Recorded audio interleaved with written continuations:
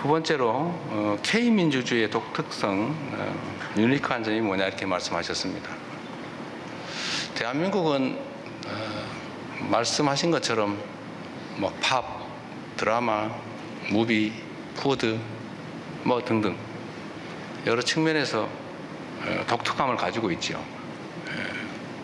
그리고 지금은 거의 개화해서 만개하는 상태라고 보이십니다. 만개해 가는 상태.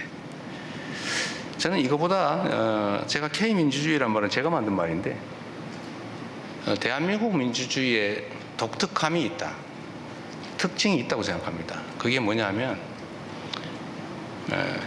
집단지성에 의한 평화적이고 아름다운 직접성이죠. 맡기지 않고 직접 행동한다. 행동하되 폭력적이지 않게 평화적으로 아름답게 한다. 그리고 포기하지 않는다. 그런 특성이 있다고 생각해요.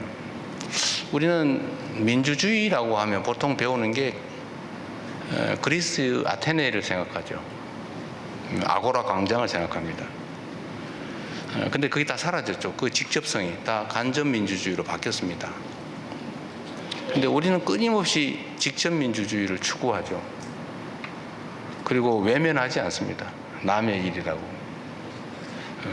참여하죠. 참여 욕구가 아주 강해요. 직접 행동해요. 행동하되 평화적입니다. 보통 우리는 집단 행동을 하면 딱 첫 번째 떠오르는 게 파괴 아닙니까? 방화, 파괴, 폭력. 원래 수천 수만 명이 모이면 첫 번째 벌어지는 일이 불 지르고 창문 깨고 가게 약탈하고 누군가가 폭행당하고 이런 장면이죠.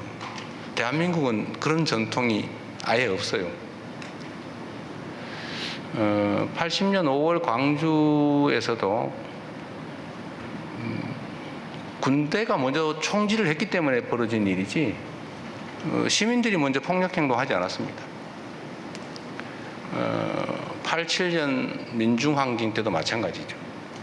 그리고 보셨지만 그 후에 박근혜 대통령이 탄핵당한 촛불혁명 과정에서도 일체의 폭력행위가 없었습니다.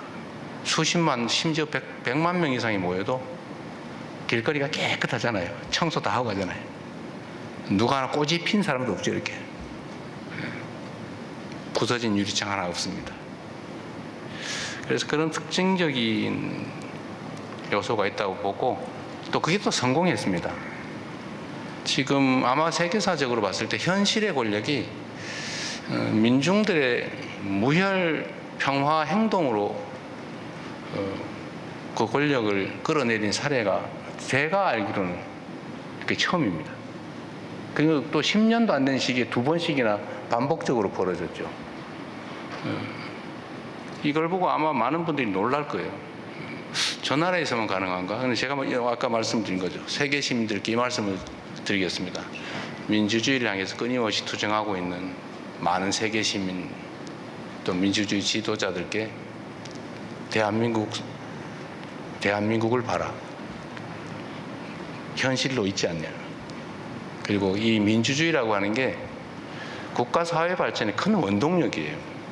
많은 사람들에게 자발성을 자극하잖아요.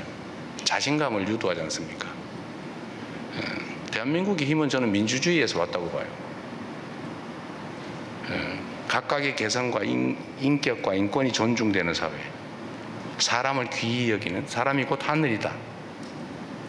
이런 사상, 사고 이런 것들이 저는 민주주의의 큰 원천이 됐다고 보고 그게 현실에서 발동되고 주권의식에 충만한 국민들이 비효율적이고 비민주적인 시스템을 결코 용납하지 않는 그런 것들이 국가 발전에 경제 발전, 사회 발전, 문화 발전에 큰 힘이 됐다고 생각해요.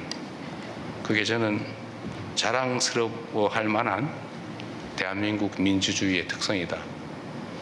모범으로 삼을 만한 아테네는 먼 이상 속에 있는 민주주의지만 대한민국 민주주의는 지금 당장 현실 속에 있는 현실적인 모범이다 라고 당당하게 말씀드릴 수 있습니다. 그래서 제가 노벨 평화상은 대한민국 국민이 받아야 되지 않을까? 그런 생각을 해봤다는 거고요. 민주주의와 관련해서 허위 정보에 대한 대응이 결국은 표현의 자유를 침해하고 일종의 독선으로 갈 수 있지 않냐. 누가 가짜임을 판단할 수 있느냐. 이 말씀을 하셨어요. 맞는 지적이십니다. 그러나 이런 건 있죠. 누구도 이견이 없는 상식을 가진 보통의 사람이라면 부인할 수 없는 명백한 허위들이 많습니다. 예를 들면 중국 정부가 작업을 해서 대한민국이 부정선거로 대통령이 뽑혔다. 이런 주장이 있잖아요. 부정선거를 했으면 윤석열 대통령은 왜 당선됐습니까? 트럼프 대통령께서도 이번에 한국을 방문하고 귀국하고 난 다음에 홈페이지에 올린 글에서 써놨잖아요. 부정선거는 없다. 명백하죠. 그런 것들 또는 그 외에도 많습니다.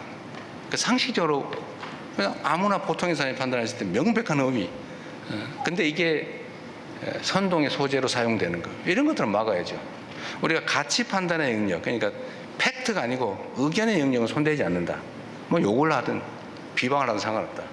팩트의 영역에서는 명백한 허위를 가지고 공격하는 거, 편을 만들어서 사회를 분열시키는 거, 이거는 제재해야 된다. 이건 표현의 자유 영역에서 벗어나는 거다 이렇게 생각합니다. 그거는 민주주의를 보호하기 위해서 필요한 게 아니라 민주주의를 해치는 독약과도 같은 것이죠. 그런 건 제거해야 되는 겁니다. 그건 최근에 갑자기 벌어진 일이 아니라 과거에도 언제나 그랬죠. 명백한 허위 팩트는 형벌로 다스려 왔습니다. 민사상 엄청난 손해배상을 가하기도 했죠. 미국 같은 경우는 그렇게 했죠. 대부분의 나라는 명백한 허위일 경우에는 형사적 처벌을 해왔습니다, 이미.